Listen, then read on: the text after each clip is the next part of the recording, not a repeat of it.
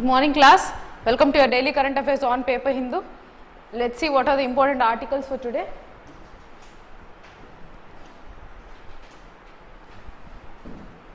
Right? Israeli airstrikes pound Gaza as death toll climbs. So నిన్నటి నుంచి article దాదాపు నిన్నటి నుంచి ఉంది ఇది.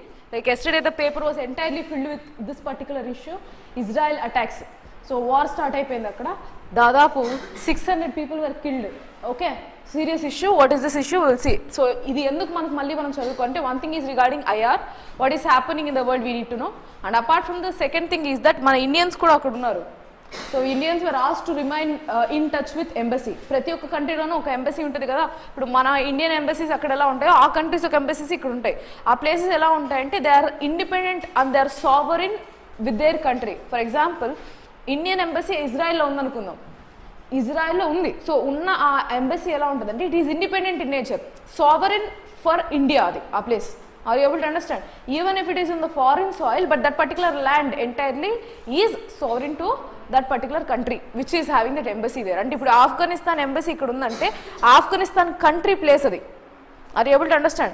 Okay, సో అలా మన ఇండియన్స్ వాళ్ళ కాంటాక్ట్లో ఉన్నామన్నా. Now what is this issue? We'll see, we need to know. Israeli airstrikes pound Gaza as death toll climbs. So reports say at least 600 people killed. Just a second. Yeah, at least 600 people killed in attacks by Hamas. Background కూడా చెప్తాను, no need to worry. First see the article, then we'll go. So ఆ Hamas ఒక attack ద్వారా 600 people చనిపోయారు. Next, so Gaza Health Ministry says 370 dead in Israel's retaliatory attacks, and Israeli military deploys 10 of thousands of soldiers around Gaza. So Gaza అంటే ఏం place, Hamas ఎవరి మీద attack జరుగుతున్నాయి, Israel's మీద అటాక్ జరుగుతుంది. So what is this article? We will see. We need to know the backdrop. So Israeli war, actually ఇజ్రాయెల్లో కంటిన్యూస్గా war జరుగుతూనే ఉంటుంది one or the other time, but in this decade మొత్తానికి ఇంతమంది చనిపోవడం మళ్ళీ like this is something which is again got the limelight of entire world. So will see. Hamas అనే వాళ్ళు ఎవరు అంటే ఈ సున్నీ ఇస్లామిస్ట్ గ్రూప్స్ అనమాట. ఇస్లామిస్ట్ గ్రూప్లో మెంబర్స్ వీళ్ళు. Okay, so they are a fundamentalist Sunni Islamist group that controls the Gaza strip and is one of the major factions in Palestinian politics. So బేసిక్గా ఈ యొక్క గ్రూప్ని టెర్రరిస్ట్ గ్రూప్గా ఆస్ట్రేలియా వాళ్ళు ఐడెంటిఫై చేశారన్నమాట. ఐడెంటిఫై చేసినప్పటికీ కూడా వీళ్ళు ఉన్న ప్లేస్లో అక్కడున్న పాలిటిక్స్ మొత్తం వీళ్ళ చేతిలోనే ఉంటుంది. ఫర్ ఎగ్జాంపుల్ చెప్తారు. So we will think the terrorist is a different meaning as of now, but basically terrorist అనే వాళ్ళు ఒక పర్స్పెక్టివ్లో వాళ్ళు టెర్రరిస్ట్, ఇంకో పర్స్పెక్టివ్లో వాళ్ళు national leaders. Are you able to understand? So same thing goes even for the other terrorists, but if they are causing harm to the entire world, ఏదో ఒక part of world లో వాళ్ళు హార్మ్ చేస్తున్నా అంటే వాళ్ళు terrorist కింద ముద్ర వేస్తారు, right? So here these people are already termed by Australians as a terrorist group, but however, so factions in the Palestinian politics, it was founded in 1987 and has historically called for the end of Israeli occupation and establishment of an Islamic state. Though it has been moderated its stance recent years, Hamas has both political and paramilitary presence in Palestinian society. So వీళ్ళు ఇంతవరకు సద్దుమణిగారు, like they were calm so far, but now again the war has started. 600 members have been killed by Hamas. ఈ హమా group వాళ్ళు చంపేశారు ఇజ్రాయెల్స్ని. So will see what is this. ఆ Gaza strip అనేది ఇక్కడ అనమాట, ఈజిప్ట్ కానుకొని ఇక్కడున్న మెడిటరేనియన్ సీ, మెడిటరేనియన్ సీకి దగ్గరలోని ఈ గాజా స్ట్రిప్లో ఇష్యూ జరుగుతుంది. ఇప్పుడు ఈ ఇస్రాయెల్లో ఈ వెస్ట్ బ్యాంక్ అనేది ఉంది, ఈస్ట్ జెరూసలేం, బెత్లెహెమ్. సో ఈ ప్లేసెస్లో యాక్చువల్గా ఇష్యూస్ అనేది ఈ గాజా స్ట్రిప్ దగ్గర ప్రాబ్లం వచ్చింది ఇప్పుడు యాజ్ ఆఫ్ నో. హమాస్ ఇస్రాయెల్స్ని అటాక్ చేశారు. So will see. Gaza strip అనేది ఏంటి? It is a small densely populated territory located across between Israel, Egypt and the Mediterranean Sea. It's part of larger Palestinian terrorists and has a history of conflict dating back to Arab and Israel War of 1948. అప్పటి నుంచి కూడా conflict run అవుతూనే ఉంది. So near like 1948 అంటే almost like 75 years నుంచి issue జరుగుతూనే ఉంది. Done. So 1948 the Israel occupied Gaza in 2005. So ఏమైంది, వీళ్ళున్న హమా ప్లేస్ని ఇజ్రాయెల్స్ ఆక్యుపై చేశారనమాట, right? So has been occupied by Gaza but maintains control over the coastline, airspace and borders. Okay, so overall governance part ekkadaithe undo aa control anta evar chethilo undi, Israel చేతిలో ఉంది. Gaza has been under strict Israeli blockade since 2007 resulting in strict living conditions for their residents.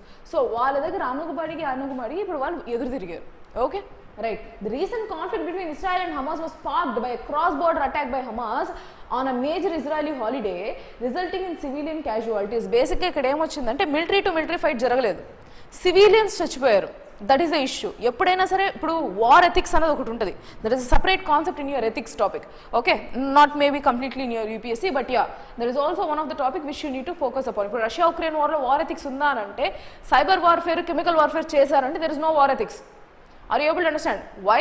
If the targeted audience military కాకుండా, అది direct 1-on-1 attack military కాకుండా ఇంక ఎవరున్నా సరే సివిలియన్స్ని innocent పీపుల్ని టార్గెట్ చేస్తున్నారంటే that is bad ethics, like worst ethics of war. So there is no ethics అని చెప్పొచ్చు. Are you able to understand? The same thing here. And this attack followed weeks of tensions along the Gaza Israel border and clashes in the West Bank. So West Bank చూపించా కదా పైన, Jerusalem పైన ఉంది, ఆ west బ్యాంక్లో కూడా conflicts ఉన్నాయి. ఇట్లా ఇక్కడ గాజా దగ్గర ఉంది, వెస్ట్ బ్యాంక్ దగ్గర ఇష్యూస్ ఉన్నాయి. So Hamas cited reasons for its action, including the 16-year of blockade of Gaza, Israeli incursions into the West Bank, and attacks by Israeli settlers. So while attacks chestune unnaru, as I told you, some of the other they will be there. Some believe that the progress in peace talks between Israel and Saudi Arabia may also have motivated Hamas to act. So eppudaithe sare veellu Saudi Arabia support teeskoni akkada saddu managaniki prayatnincharo, Hamas understood that these people will further downgrade their current situation. Already వాళ్ళు ఒక livings conditions చాలా అధ్వానంగా ఉన్నాయి. And right now they taking also this help from Saudi Arabia for the peace talks. So ఇంక ఫర్దర్గా ఇది జరగదు ఏమో అన్న దాంతో ఒక ఇజ్రాయలీ హాలిడే చూసుకొని అటాక్ స్టార్ట్ చేశారు. Done. So Israel's declaration of war against Hamas is largely symbolic, but indicates an expectation of more prolonged interest and conflict. I mean, more prolonged and intense conflict. The question remains whether Israel will launch a ground invasion of Gaza, a move that has led to high casualties in the past. And Israel has previously conducted many military operations in the region without a formal declaration of war.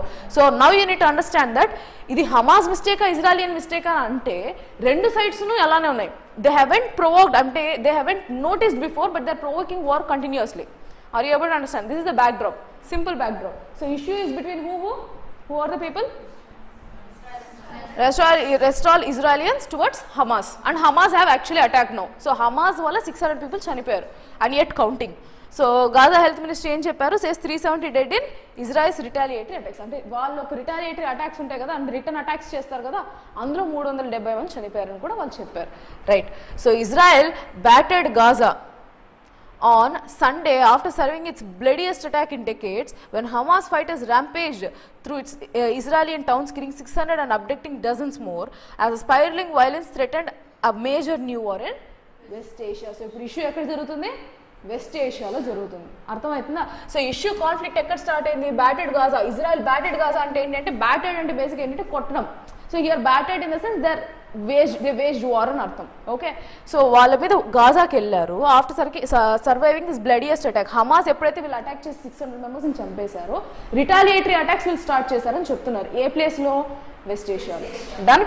Right. Israeli airstrikes hit housing blocks, tunnels, mosques and homes of Hamas officials in Gaza, killing more than 370 people including 20 children, as Prime Minister Benjamin Netanyahu owed mighty vengeance for this black day. Okay, ఎందుకంటే వాళ్ళు 600 మంది చనిపోయారు కాబట్టి. Now where is the war ethics? Neither of the two parties are not having any kind of war ethics. Are you able to understand? ఇద్దరిలో ఎవరికి లేదు.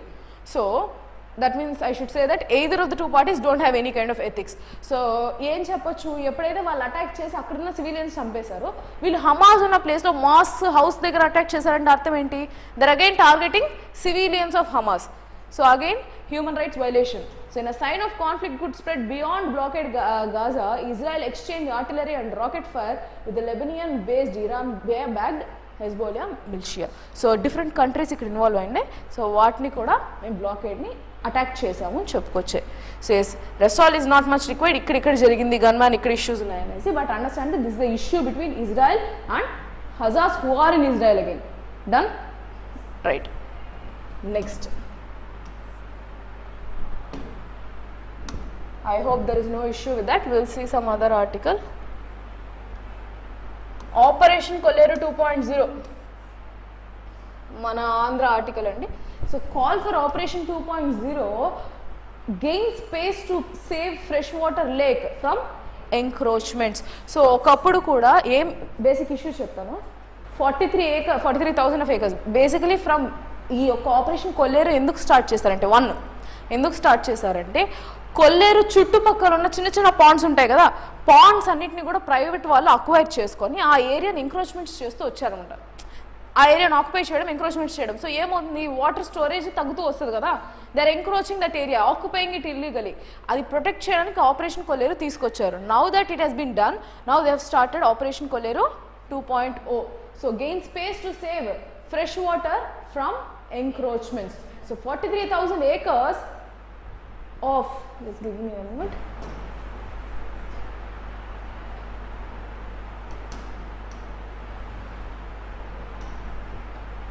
Yes, 43,000 acres of illegal aqua ponds in Kolleru Wildlife Sanctuary were destroyed under Operation Kolleru in 2006 following a Supreme Court direction. So ఏం జరిగింది, operation కొల్లేరు ఏదైతే జరిగిందో అది ఎందుకు, దాని రిజల్ట్ ఏమొచ్చింది, 43,000 acres ఏవైతే ఆక్యుపై చేసి పాండ్స్ ఇల్లీగల్గా వాళ్ళు డెవలప్ చేసుకొని ఎంక్రోచ్మెంట్స్ చేశారో ఆ ఏరియాస్ అన్నింటినీ డిస్ట్రాయ్ చేసింది గవర్నమెంట్.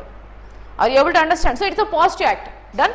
సో ఆ జరగడం వల్ల ఎంక్రోచ్మెంట్స్ అనేది సేవ్ అయింది. Now it is high time that they have to introduce another scheme or a continuation one, which is Operation Kolleru 2.0 or 2.0, right? So experts say current situation demands a repeat of the operation. So ఇంకొకసారి అది same operation తీసుకోవాలి అని చెప్తున్నారు.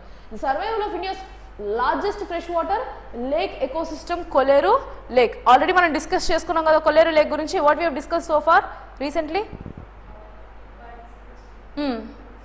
Largest Asian lake అని కూడా చూసుకున్నామా, fresh water lake అని, right?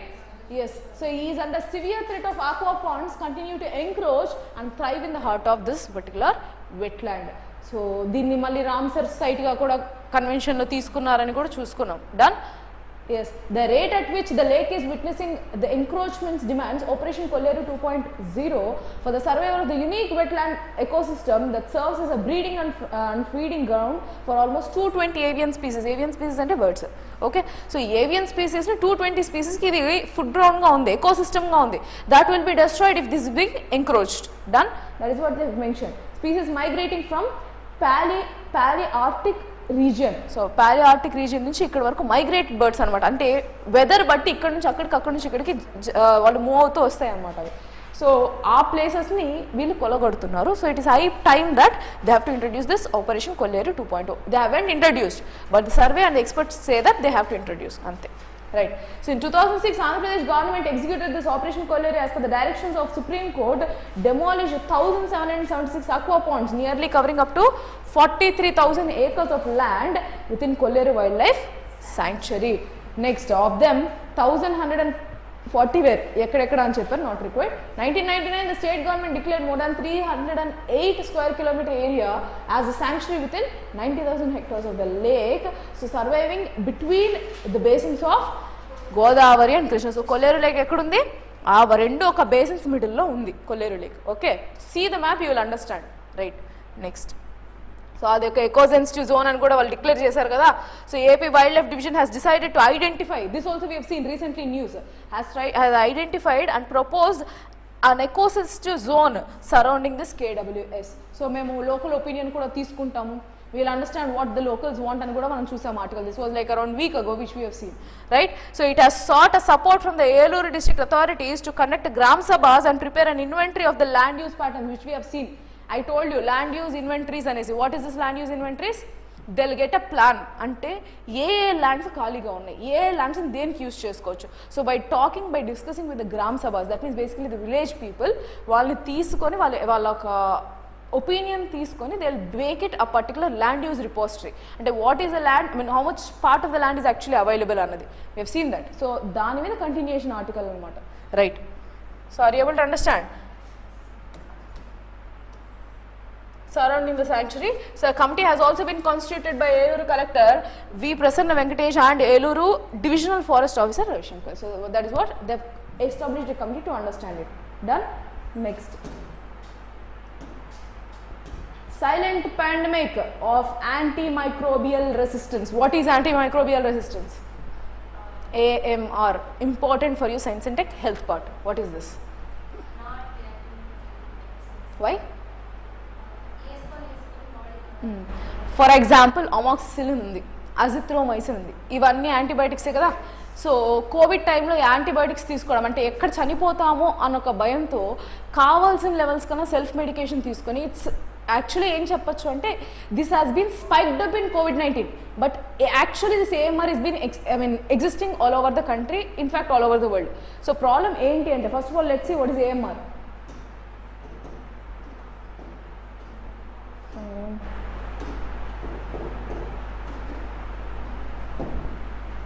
Fine, let me tell you what is AMR ante.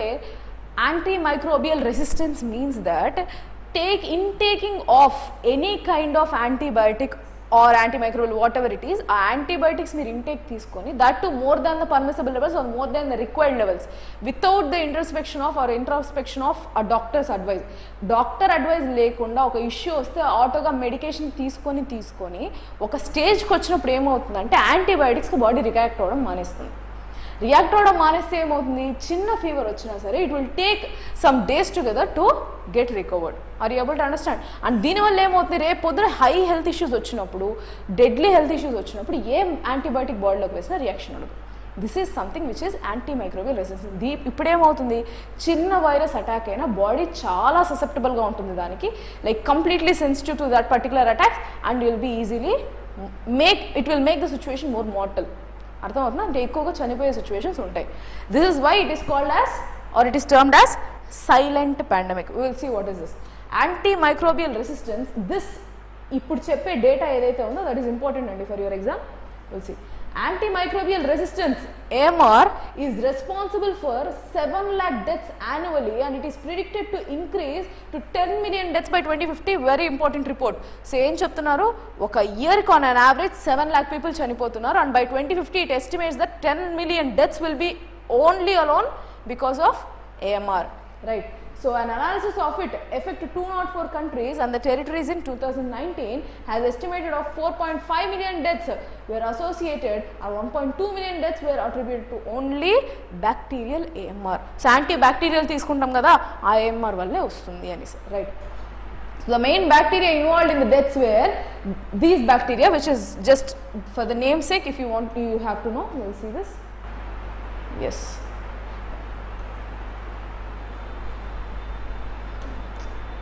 Just a second. Escherichia coli followed by Staphylococcus aureus, then Klebsiella pneumoniae, then Streptococcus pneumoniae, Acinetobacter baumannii and Pseudomonas aeruginosa. So you don't need to know all these names, but enti అని చెప్పి identification కోసం తెలిస్తే చాలు. So these are the bacteria responsible for antimicrobial deaths. అంటే AMR ఒక డెత్స్కి ఈ bacterias reason అనమాట, because they are hiking up, అంటే ఇంక్రీజ్ అవుతుంది. Will see, you will understand. So economy wise AMR is estimated to cause 100 trillion loss and 3.5% reduction in GDP by 2050. Economy పరంగా చూసుకుంటే, deaths పరంగా చూసుకుంటే ఏంటి, 10 million deaths by 2050. This is what they are predicting, and 7 lakh per year. And apart from that economy wise calculate చేస్తే ఎంత ఉంటుందంట, 100 trillion rupees loss ఉంటుంది and reduction of GDP by 3.5%. Income wise చూసుకుంటే, economy wise చూసుకుంటే, in terms of GDP by 2050 AMR can affect any one of any age in any country and is a threat to food security and sustainable development. Done. Next AMR in fish and ship. So problem ఎక్కడ వస్తుందంటే, even animals are getting, I mean whatever the things which we are consuming they are also being affected. So indirectly we will be getting affected. Food chain lo chusukunte వీటి నుంచి ఇటు పైకి వచ్చేస్తుంది. Are you able to understand? Right. So in the light of the developments, the Visakhapatnam Research Center of ICAR, which is the Central Institute for Fisheries Technology, SWIFT, has been undertaking this particular AMR in fish and shrimp species during the last 3 years as part of their collaborative with FAO. Just a second.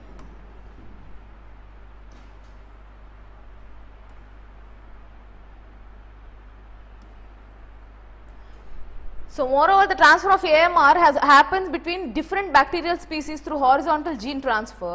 Some bacteria are becoming multi-drug resistant, which means that the bacteria has acquired the ability to resist at least one agent in 3 or more microbial cases. So issue చెప్తాను, ఎప్పుడైతే మీరు microbes అవి బతికుండకూడదో లేదంటే వాటి మీద attacks తగ్గుతూ రావాలని చెప్పి ఎక్కువ ఇంటేక్ తీసుకుంటారో డెవలప్ అయ్యి ఇప్పుడు సపోజ్ ఫర్ ఎగ్జాంపుల్ మీరు కోవిడ్ టైంలో చూసినట్లయితే ఈ కోవిడ్ ఇలా మ్యూటేట్ అయింది, COVID-19 ఒక వైరస్ ఏదైతే ఉందో ఇలా మ్యూటేట్ అయింది, ఈ స్పీసీస్ ఉంది, బీటా స్పీసీస్ ఉంది, ఇలా డిఫరెంట్ నేమ్స్ వచ్చాయి కదా. సేమ్ థింగ్ మ్యూటేట్ అవుతున్నాయి ఈ బ్యాక్టీరియా. ఎంతలా మ్యూటేట్ అవుతున్నాయి అంటే హైయెస్ట్ డోసేజ్ ఇచ్చినప్పటికీ కూడా తగ్గదు. Are you able to understand? So that is why this is termed as silent pandemic which is affecting. So penicillin and sulfonamides are the first. So AAV, penicillin and sulfonamides are the first antibiotics discovered, and no class of antibiotics were discovered since doptomycin in 1987. ఏవైతే discover చేశారో. So ఈ bacteria ఏవైతే antibiotic resistance, antimicrobial resistance develop చేశాయో that you need to understand, nothing more than that. Yes, ఇవి ఈ యాంటీబయాటిక్స్కి అగేన్స్ట్గా develop చేస్తుంది. So one thing which they've identified is these particular drugs అనమాట. Done, right, will go with the next one.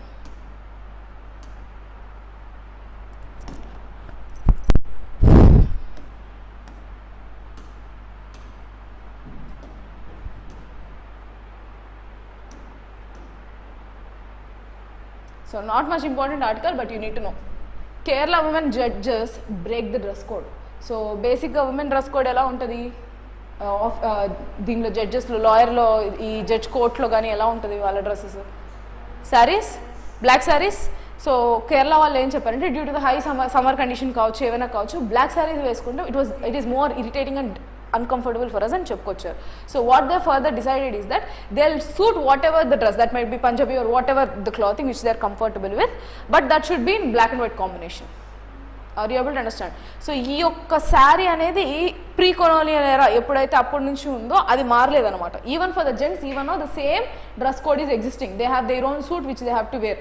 So dress code ఏదైతే జెంట్స్కి ఉందో అది మారలేదు. లేడీస్కి అయితే మాత్రం they have adapted this particular method first in Kerala. Done, nothing more than that. See, the women judges of Kerala can now wear outfits such as long skirts, full sleeve shirts, pants or churidar to court halls and need not stick with the traditional attire saree anymore. Done, అది మాత్రమే updating ఏమీ లేదు. So pre colonial ఎరా నుంచి ఇంతవరకు మారలేదు. This is the first time that Kerala court has taken the step. Done, right, next.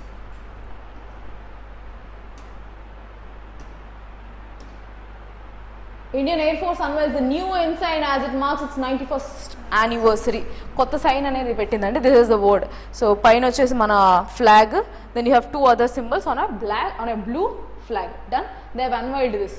Yesterday it was viral actually in social media, right?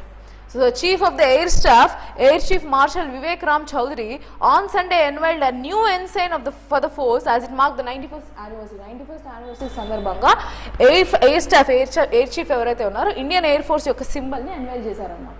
Done, right. So this year air force day parade was held at Prayagraj Air Force Station, Bamrauli at Prayagraj. The air display held in the afternoon on the banks of the river Triveni Sangamam. So Triveni Sangam, where a few lakh people turn up to watch this aerial maneuver. So వాళ్ళ యొక్క యానివర్సరీకి ఏం చేస్తారు, aerial shows display చేస్తారు కదా, దానికి what we can సే రంగులు రావడం, like different colour patterns, different patterns they follow. So చాలా ఒక యాక్సిడెంట్స్ కూడా దీనిలో జరుగుతాయని కూడా క్రిటిసిజం దీని మీద. Why to entertain people when it is already harmful for those people అన్నది point, other criticism on that. So yes, that they have mention. And apart from that,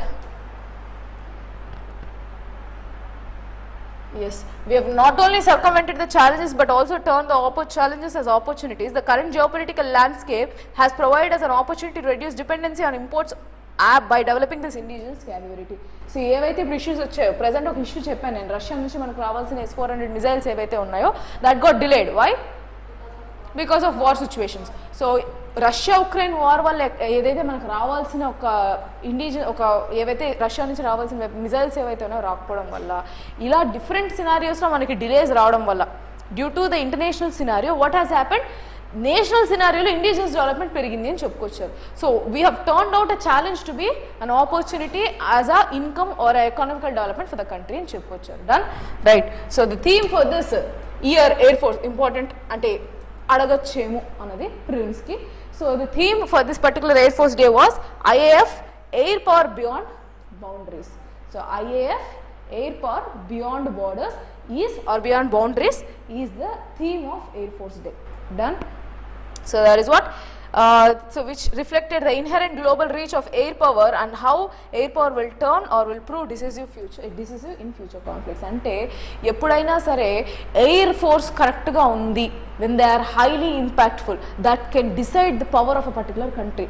so మన ఒక మిలిటరీ పవర్తోనే కదా, of course geopolitics, your international affairs, your relation with different other countries will be one of the constraints for a countries.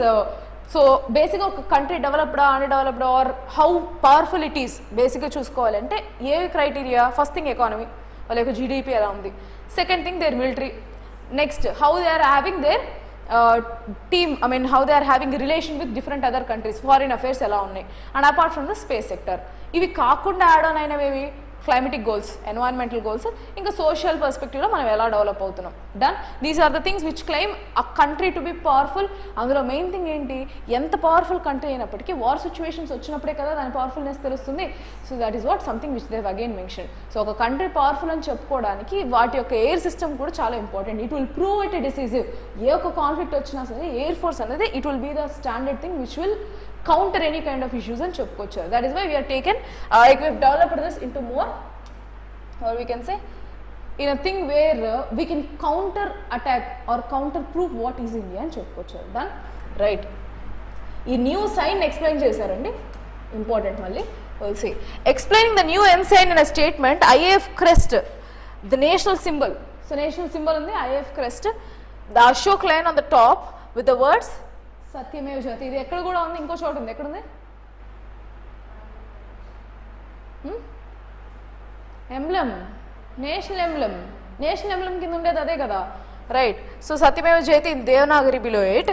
Below the Ashok lion in Himalayan eagle with its wings spread. So Himalayan eagle wings స్ప్రెడ్తో ఉంది. Next denoting the fighting qualities of IAF, that means it is a fighter bird. So అలా ఒక fighter tendencies ఐఏఎఫ్కి, how quickly it can act. So eagle అంత పై నుంచి ఉన్నప్పటికీ కూడా కింద ఏం జరుగుతుంది, లైక్ హై షార్ప్ ఐస్ ఉంటాయి and it can identify it spread from any point of space, I mean any point of distance అనమాట. సో అందుకని eagle with flying symbol. So with wing spread అదొకటి. It stated adding that a ring in the light blue color encircles the Himalayan eagle with the word saying Bharatiya Vayu Sena. So what is Bharatiya Vayu Sena? Air Force, Indian Air Force. అది హిందీలో అంతే. Done. So and the motto of IAF is inscribed below Himalayan eagle in golden Devanagari. Done. అన్ని golden Devanagari స్క్రిప్ట్లో రాసాను, I mean Devanagari స్క్రిప్ట్లో ఉంది. Done. Right. So what are the words? సత్యమేవ జయతే and భారతీయ వాయుసేన. Right. Next, GST Council clears few measures to boost foreign trade. So రీసెంట్గా మనం కొన్ని ఆర్టికల్స్ చూసినప్పుడు జిఎస్టీ యొక్క ఇన్కమ్ ఈ లాస్ట్ 2 monthsగా తగ్గుతుంది అని చూసామా, జిఎస్టీ నుంచి వచ్చే ఇన్కమ్. సో నా the issue is that GST and ఇంకో థింగ్ ఏంటంటే ఫారిన్ ట్రేడ్ తగ్గుతూ వస్తుంది. There is a huge slump in foreign trade. అంటే ఇట్లా డౌన్ ట్రేడ్లో ఉందన్నమాట మనకున్న ఫారిన్ ట్రేడ్లో. దాన్ని ఇంప్రూవ్ చేయడానికి వీళ్ళు కొన్ని మెజర్స్ తీసుకున్నారు జిఎస్టీ కౌన్సిల్ నుంచి. ఎలా అంటే I tell you what are those. First let me read out so that I tell you. Amid the sustained slump in India's exports, the goods services taxes has cleared few measures to boost foreign trade, including enabling tax credits for service exporters receiving payments in rupees. For example, చెప్తాను, నేను ఇక్కడ చెప్పే class ఇలానే ఒక class ఫారిన్లో ఎవరికొకరికి చెప్పాను అనుకున్నాను, not current affairs but yeah some other demanding subject. So ఇప్పుడు నేను ఏం ఎక్స్పోర్ట్ చేస్తున్నట్టు ఇక్కడ నుంచి సర్వీసెస్ ఎక్స్పోర్ట్ చేస్తున్నాను. నా ఒక టీచింగ్ సర్వీసెస్, క్లాసెస్ సర్వీసెస్ ఏదైతే ఉందో దాన్ని నేను ఎక్స్పోర్ట్ చేస్తున్నాను. Now in return I will be getting paid. If I'm getting paid in rupees, that means suppose let's say ఒక యూఎస్ క్లయింట్కి నేను ఇక్కడ నుంచి చెప్తున్నప్పుడు వాళ్ళు ఇన్ రిటర్న్ నాకు ఇక్కడ అమౌంట్ ఇచ్చారు. This is not only for teaching, this can be tourism, hospitality, whatever it is, services ఏదైనా సరే, ఏ సర్వీసెస్ అయినా సరే, if you are getting paid by rupees then they will be created with, I mean then they will be given with tax credits. Tax credits అంటే ఏంటి? Tax credits అంటే ఏంటి అంటే what we can say is that tax ఎగ్జంప్షన్కి let's say ఒకరికి ఒక income generate అవుతుంది, house loan తీసుకున్నారు అంటే హౌస్ లోన్కి ఎంతైతే లోన్ కడుతున్నారో అది ఇక్కడ ట్యాక్స్ రిడీమ్ అవుతుంది. So you don't need to pay certain amount of your tax which you owe to the country. Are you able, I mean are you aware of that or not? నువ్వు ఈ ఫ్యామిలీలో ఎవరికైనా loans ఉన్నా ఏదన్నా ఉన్నా loan showcase చేస్తారు, ఈ loans మేము తీసుకున్నాం కాబట్టి ట్యాక్స్ ఇక్కడ ఎవేట్ చేయండి, this tax can be removed from my taxation అని చేయొచ్చా? సేమ్ థింగ్ హియర్, ఆ ట్యాక్స్ క్రెడిట్స్ ఇస్తే ఏమవుతుందంటే అంత అమౌంట్ వాళ్ళు పే చేయాల్సిన అవసరం లేదు. Why are they doing this? To promote foreign trade. Are you able to understand? Trade especially in services, right? So which are being paid by rupees, but with which countries? With the countries such as Iran and Russia that face global sanctions. So ఏవైతే global sanctions ఇప్పుడు ప్రెజెంట్లో ఉన్నాయో ఆ కంట్రీస్కి మనం ఈ tax credits అనేది ఇస్తున్నాం. So ఆ కంట్రీస్ కన్నా మనం సర్వీసెస్ ఎక్స్పోర్ట్ చేసామనుకోండి, మనకి ఇక్కడ ట్యాక్సేషన్ పడదు. At the same time you can earn more. Done. That to in services. So yeah, next, the government has been pushing for rupee based trading arrangements with several other countries to reduce dependence on US dollar. So ఎందుకు మరి వాళ్ళకి sanctions ఇస్తే మనకేంటి పని? What we have done, మనం ఈ countries Iran కావచ్చు, Russia కావచ్చు, ఇంకా వేరే ఏ కంట్రీస్ ఆల్మోస్ట్ లైక్ ఒక some different other countries, we have started this special vostro accounts. If case you remember, special vostro accounts అనేది క్రియేట్ చేస్తాం. సో ఏమవుతుంది, వాళ్ళ ఒక బ్యాంక్స్తో మన బ్యాంక్స్ టైప్ అవుతాయి. టైప్ అయితే ఏమవుతుంది, no if I want to create any amount from here to some other place, so middle intervention ఏమి ఉండదు. ఇక్కడ క్రియేట్ చేస్తే వాళ్ళకి అక్కడ debit I mean if I'm creating here if I debit, it gets debit from my account and it will create in some other account foreign లో. ఇప్పుడు మనం ఎక్కడైతే ఇలా అయితే ఫోన్ పేలో చేస్తున్నామో that will be that feasible through the special faster accounts. వాళ్ళు సొంతంగానే చేసుకోవచ్చు అనమాట. Same thing happened. దీనివల్ల ఏమైంది, ఇంటర్నేషనలైజ్ చేసాం మన రూపీని, కరెన్సీని ఇంటర్నేషనలైజ్ చేసాం. ఎప్పుడైతే ఇంటర్నేషనలైజ్ చేసామో now we need to sustain దాన్ని ఆ పొజిషన్లో పెట్టడానికి చూడాలి. At the same time we need to reduce dependency on US dollar. Reduce ఆ డిపెండెన్సీ తగ్గిస్తూ వస్తేనే కదా మన యొక్క రూపీ వాల్యూ పెరుగుతూ వస్తుంది. That is how it is going to work. Are you able to understand or not my point? అర్థమవుతుందా? So యూఎస్లో ఏవైతే మనం ట్రేడ్ చేస్తున్నాం US డాలర్స్తో, దాన్ని తగ్గించి రూపీ వాల్యూ పెరగడానికి ట్రై చేస్తున్నాం. దానికి మనం తీసుకున్న స్టెప్ ఏంటి, గ్లోబల్ ట్రేడ్ సర్వీసెస్లో జరిగి రూపీలో ఎక్స్చేంజ్ ఎప్పుడైతే జరుగుతుందో, అంటే నార్మల్గా ఇప్పుడు సమ్ కంట్రీస్ విత్ USA ఇలాంటివి తీసుకుంటే డాలర్స్లో క్రియేట్ అవుతాయి, you need to exchange from your end.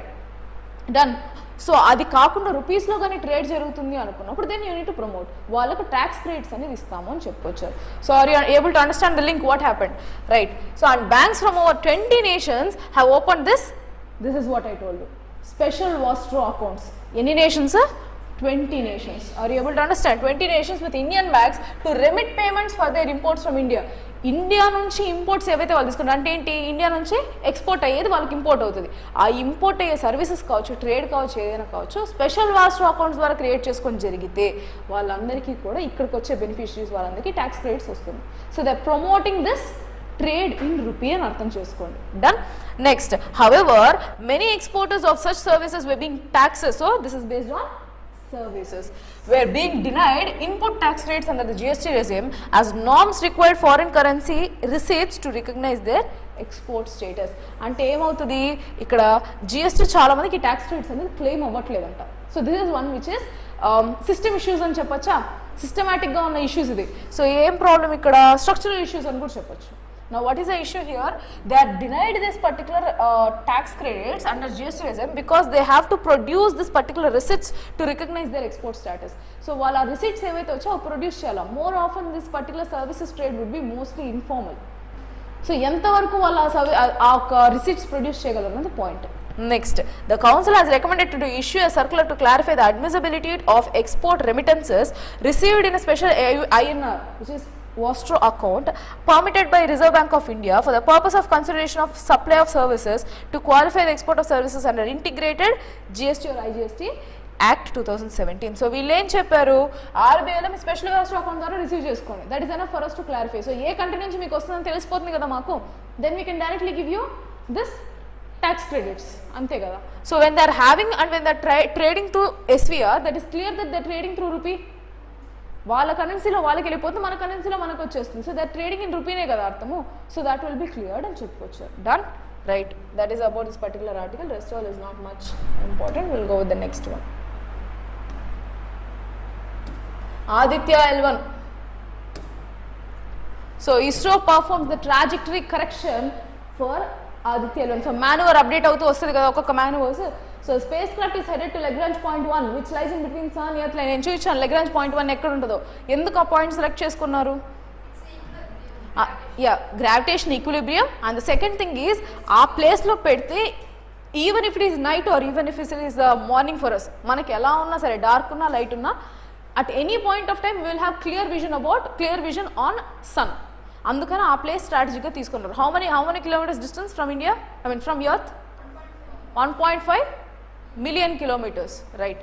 So between earth line, latest maneuver marked the beginning of Aditya L1 110-day journey. So ఇప్పుడు maneuver ఏదైతే ఎర్త్ నుంచి అప్డేట్ అయిందో ఇక్కడ నుంచి ఇంక 110-day మార్క్ జర్నీ అక్కడ వరకు మార్క్ అయింది. So it is expected to delivery or expected to end in January. So ఆ ప్లేస్కి ఎప్పుడు జనవరికి రీచ్ అవుతుంది. So ISRO has performed a trajectory correction maneuver on Aditya L1 which is headed to L1, I mean which is like it has been headed to Lagrange point 1 between earth and sun. The space organization said on the maneuver was performed on October 6th, which was a spacecraft was in good condition. That is what they have confirmed from their end.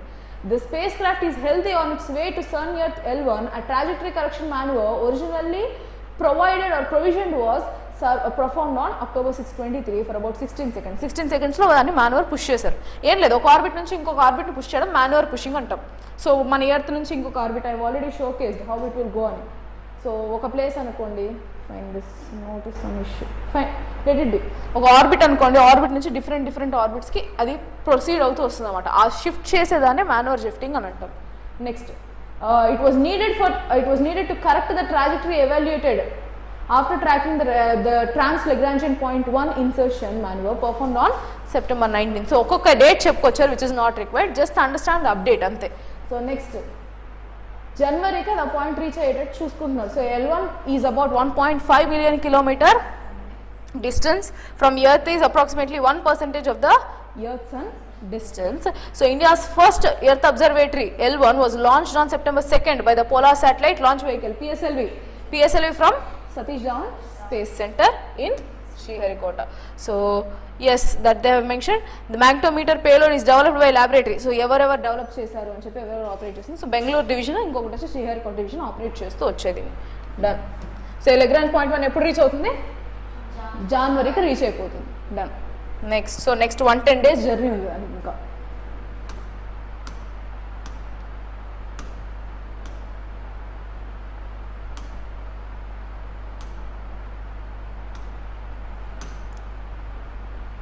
I think we are left with one last article. Yes. So what causes the floods in Sikkim? So సిక్కింలో flood జరుగుతుందని చూసాం కదా, death toll 30, 60 ఇలా పెరుగుతున్నాయి. ఇంకా చాలా మంది దొరకట్లేదు, అందులో 20 ఆర్మీ పర్సనల్ ఇంకా దొరకలేదు అని చెప్పి దే బీన్ డెడ్ అని కూడా మనం డిస్కస్ చేసుకోవాలి. లైక్ ఈ యొక్క సర్చ్ ఆపరేషన్స్ జరుగుతున్నాయి, NDRF team, national disaster management authority వీళ్ళందరూ కూడా అక్కడ ఉన్నారు అని చెప్పి మనం డిస్కస్ చేసుకున్నాం, right? So what is the reason behind this floods? Reason ఏంటి? ఏ river outburst? Teesta river, tributary of Brahmaputra. So దీన్ని గ్లేషియల్ బర్స్ట్ అని కూడా చెప్పారు, గ్లేషియల్ లేక్ బర్స్ట్. సో ఏంటిది గ్లేషియల్ లేక్ బర్స్ట్ అంటే ఏంటి అని డిజాస్టర్ మేనేజ్మెంట్కి చాలా important concept. Done. So yes, we will see more than 25 people have been confirmed dead for a massive attack that resulted in a glacial lake outburst. So ఈ glacial lake ఏది? Teesta. Okay, so Teesta ఒక river నుంచి అది outbreak అయిందనమాట. Outburst in Sikkim in the early hours of October 4th. Problem ఎక్కడ వచ్చిందంటే ఇది midnight జరిగిపోయింది. ఎర్లీ అవర్స్ అంటే like early in the morning అనుకోవచ్చు, in the time of midnight. Realise అయ్యే లోపల 20 meters హైట్కి వచ్చేసింది వాటర్. నిద్రలోనే సగమని చనిపోయారు. Done. So glacial lake outburst floods, GLOF అని అంటారు దీన్ని, very important term. Glacial lake outburst floods are instances of large lakes formed from the melting of glaciers suddenly breaking free from their moraine. So natural dams that are formed on this rock sediment and other debris. So basic ga manam dini meeda unna ee dams evayithe avani kottukupotayi. Now that has happened with this particular Teesta, right? So water pipelines, sewage lines and 277 houses have been destroyed in the 4 most affected regions, which is districts of Mangan, Gangtok, Pangyong and Namchi. ఈ areas లో ఇంత damage జరిగింది అని చెప్తున్నారు, right? So far the death toll is around 30, right? And yet to be known ఇంకా ఎంతమంది అని. So which they have mention. ఇక్కడున్న హైడ్రో పవర్ ప్లాంట్ ఏదైతే ఉందో దీని మీద తీస్తా మీద అది చాలా వరకు డ్యామేజ్ అయిపోయింది అని అన్నారు, right? Next what is a glacial lake out burst? ఈ రీజన్ చూద్దాము and that will suffice for your exam. దాని మీద NDMA గ్లేషియల్ అవుట్ బర్స్ట్ జరిగితే వాళ్ళు ఎలా యాక్ట్ అవుతారు అనేది మీరు చూసుకోవాలి. That is important for your exam, right?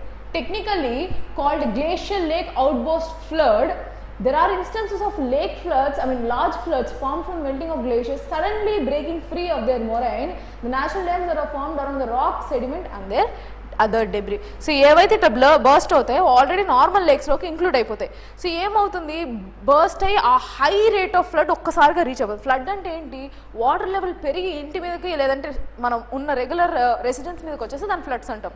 When the water goes beyond permissible range, అది ఫ్లడ్స్. రైట్. ది సౌత్ లోనా గ్లేషియర్ ఇంపార్టెంట్ అగైన్. ఈ తీస్తా రివర్ ఈ యొక్క అవుట్ బర్స్ట్కి రీజన్ అయినా గ్లేషియర్ వచ్చేసి South Lonak Glacier, located in the North Sikkim, is reportedly one of the fastest retreating glaciers. Fastest retreating glaciers అంటే ఏంటంటే చాలా స్పీడ్గా కరుగుతూ ఉందన్నమాట ఆ glacier. Right. So the glacier receded nearly 2 kilometers. Receded 2 kilometers అంటే ఏంటి, 2 kilometers వరకు అది కరిగిపోయింది. Are you able to understand? In the span of 46 years from 1962 to 2008. ఎంత స్పీడ్గా కరుగుతుందో అర్థం చేసుకోండి. గ్లేషియర్ 2 kilometers కరిగిపోయింది from 1962 to 2008.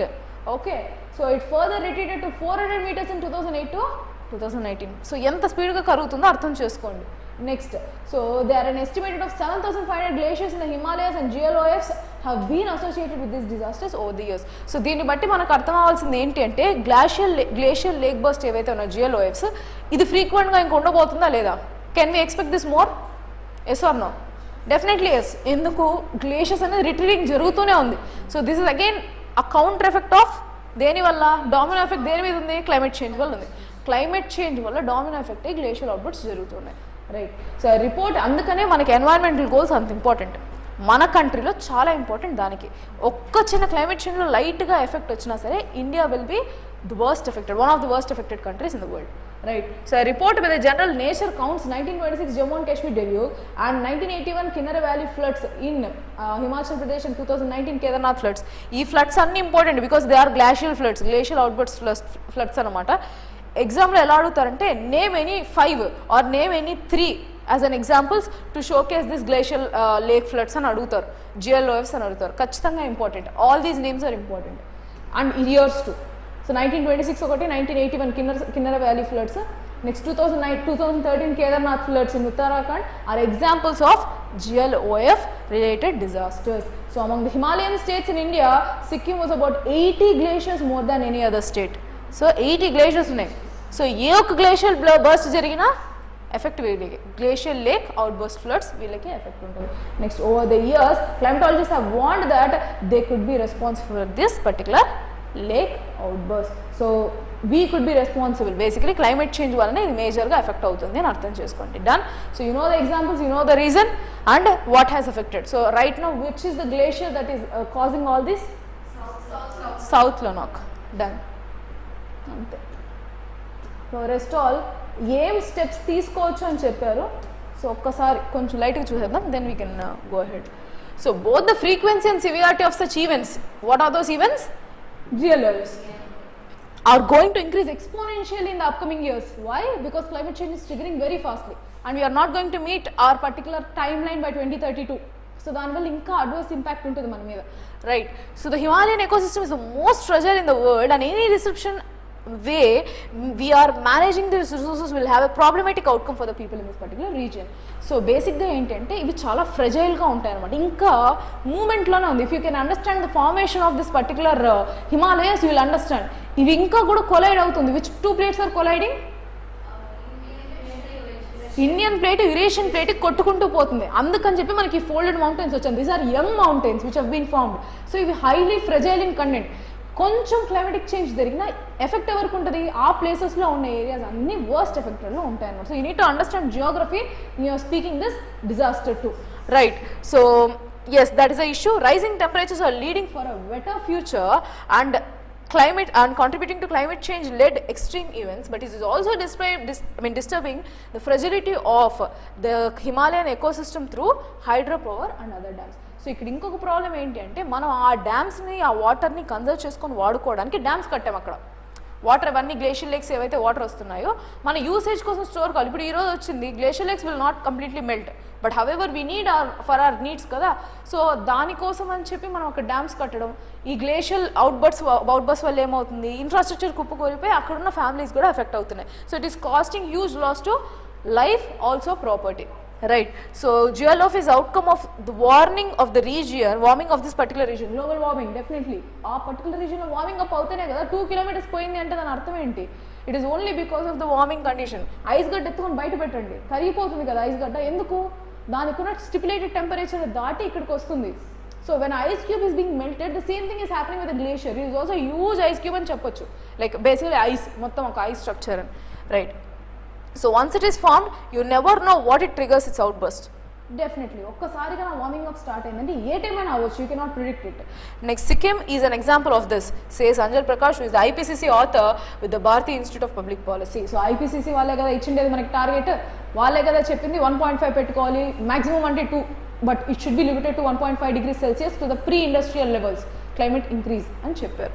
Next, while the Teesta river is the source of hydropower generation for several power projects, the risk of geolof like events requires greater care in planning and executing dam and other infrastructure projects. So we need to make the infrastructure so ready that ఎంత level water పెరిగినా సరే అది ఫర్దర్గా infrastructure disturb చేయకూడదు, అక్కడ ఉన్న పీపుల్ని disturb చేయకూడదు. సో దానికోసం మనం కొత్త ప్లాన్లో రావాలి అని చెప్పుకోవచ్చు. All these will be an added points to your answer writing, especially in the way forward arena. Okay, next, so it can potentially gush through the mountains. Early warning systems definitely are implementable but yet to be implemented. In case ఇప్పుడు ఈ GLF spread కానీ వాళ్ళు identify చేసి sensors అక్కడ పెట్టి identify చేసి ఉంటే water పెరుగుతున్న కొద్దీ ఒక్కొక్క ఏరియాలో సెన్సార్స్ పెట్టి ఇంత వాటర్ బర్స్ట్ అవుతుంది అని ప్రాపర్ ఇన్ఫర్మేషన్ వచ్చింటే now the issue is not there. Are you able to understand? When technology can overtake an issue then that should be implemented. అది జరగలేదు ఇక్కడ. That is the major failure. So SAI but require a coordinated approach such as multiple agency promptly sharing satellite images, sensors, everything need to work together, right? That are trained towards the Himalayas and a network of sensors, as I told you. Sensors compulsory చెప్తుంది ఒక్కొక్కప్పుడు limit ప్రకారం ఆ water ఉన్న ప్రతి స్టేజ్లోనూ ఎక్కడ పెరుగుతుంది అని ఒక మనకు ఐడెంటిఫై వచ్చినప్పుడు సెన్సార్స్ పెట్టుకుంటూ వస్తే వాటర్ ఆ పాయింట్ రీచ్ అయ్యే కొద్దీ మనకు ఐడెంటిఫికేషన్ వస్తుంది. We will know that it is going to burst అని. అటోన్స్ పెరుగుతుందంటే హై అలర్ట్ ఇవ్వచ్చు కదా. You can evacuate people before it is reaching to your place. Next, and a network of sensors to provide adequate warning. Unlike an earthquake, this is relatively sudden. GLF events can be anticipated as we can monitor the changes in the size of lakes. ఇప్పుడు earthquake అనుకోండి, immediate jerking వస్తే మనం identify చేయలేం. కానీ ఈ lakes అనేది ఏంటంటే even if it is spreading to the time, ఒక టైం లైన్లో అది స్పీడ్గా వస్తున్నప్పటికీ స్టార్టింగ్ పాయింట్ నుంచి మనం రీచ్ అయ్యే space you will have time కదా. You can predict at least. So at least even if one particular life is saved, it is saved కదా. Are you able to understand? So that is why we need to implement and cheppo. It requires a lot of coordination from both the satellite kind of images and also regarding sensors and cheppochu. So technological wise, Sikkim has been a failure in this particular disaster. Clarity ga conclude cheyochu. Done. So that's it for today. We'll meet again in tomorrow's session. Thank you.